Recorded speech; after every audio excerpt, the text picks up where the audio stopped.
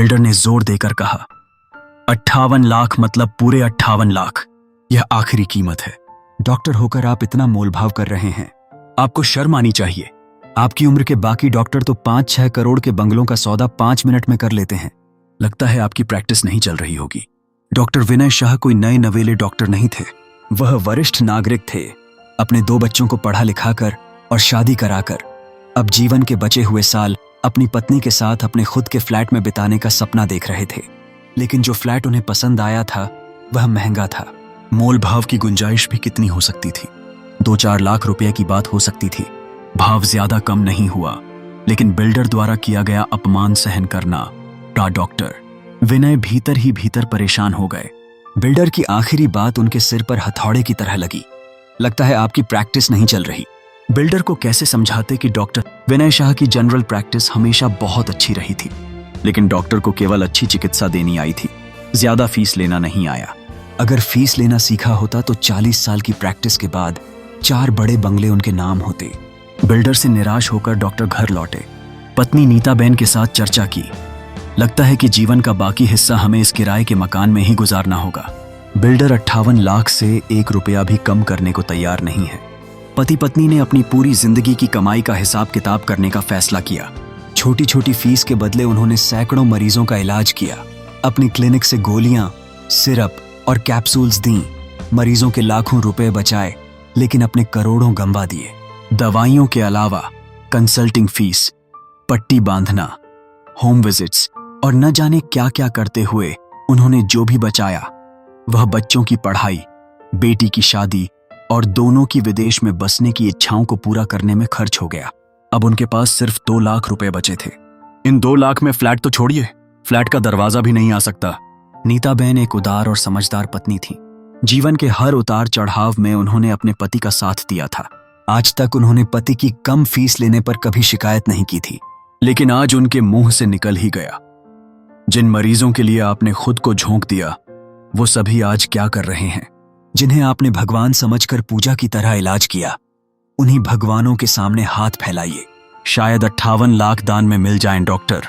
विनय को गुस्सा नहीं आया। पत्नी की बात को उन्होंने सकारात्मक रूप से लिया। उनके पास खुद के 2 लाख रुपए तो थे, अब 56 लाख की जरूरत थी। उन्होंने फैसला किया कि किसी एक मरीज से 56 लाख मांगना ठीक नहीं। कोई भी इतनी बड़ी रकम नहीं देगा। लेकिन अगर वे 28 मरीजों से 2-2 लाख की मदद मांगें तो किसी को यह भारी नहीं पड़ेगा। पत्नी ने सहमति में सिर हिलाया। अगले दिन डॉक्टर विनय क्लिनिक गए और मरीजों के पुराने रिकॉर्ड खंगाले। जो मरीज वर्षों से उनके पास इलाज के लिए आते थे और जिनके साथ परिवार जैसा संबंध बन गया था, उनके फोन नंबर निकाले, कागज पर एक सूची तैयार की और सबसे पहला फोन रामलाल गुप्ता को किया। रामलाल गुप्ता शहर के बड़े ज्वेलर थे। उनके शहर में 3 बड़े शोरूम थे। अमीरों की सूची में उनका नाम टॉप 10 में आता था। उनका परिवार संयुक्त था और 8 बेडरूम वाले बंगले में 20 सदस्य एक साथ रहते थे। उनके लिए 2 लाख रुपए मामूली रकम थी। कभी भी मांगो तो जेब से निकाल कर दे सकते थे डॉक्टर। विनय ने शेठ जी को फोन किया। गुप्ता जी ने बात की। उन्होंने तुरंत हाँ कर दी। डॉक्टर साहब, अगर आप परेशानी में हैं तो पहले क्यों नहीं बताया? दशकों से आप हमारी सेवा करते आ रहे हैं। अब अच्छे फ्लैट में रहने का आपका अधिकार है।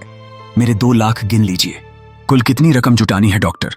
विनय को झिझक हुई, लेकिन पूछा तो जवाब देना ही था। उन्होंने कहा, शेठ जी, आपको फोन करने से पहले 56 लाख की जरूरत थी, अब 54 की, तो मेरे 5 लाख गिन लीजिए। गुप्ता जी बोले। डॉक्टर विनय का दिल तेजी से धड़कने लगा। उन्होंने कहा, धन्यवाद शेठ जी, लेकिन मुझे 2 बातें बतानी हैं। यह रकम मैं 5 साल के अंदर भी नहीं लौटा पाऊंगा और ब्याज देने की मेरी स्थिति नहीं है।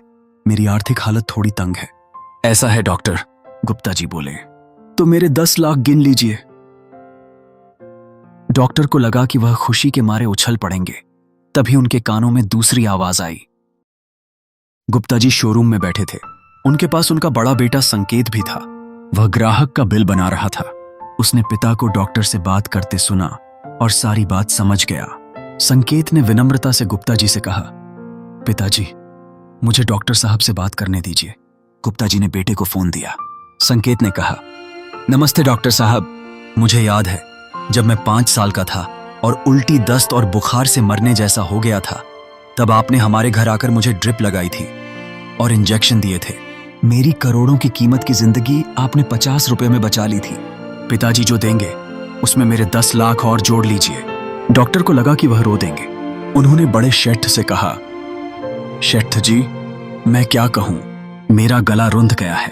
गुप्ता जी बोले, ऐसा है, गला रुंध गया है तो वह गला मुझे ही खोलना पड़ेगा। गिन लीजिए गुप्ता।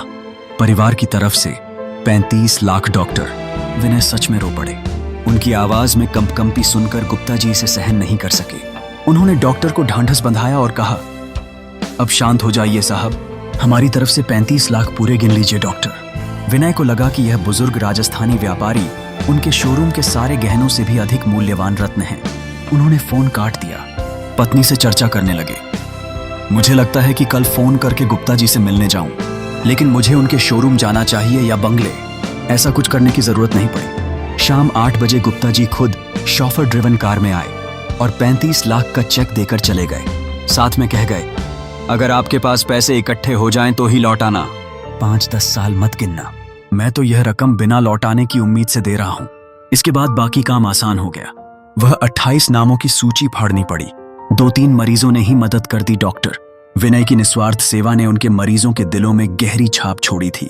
डॉक्टर विनय शाह भगवान के सामने हाथ जोड़कर रो पड़े और बोले, हे करुणा के सागर, तू सबसे बड़ा शेठ है। तेरी किताबों में कभी उधार नहीं रहता।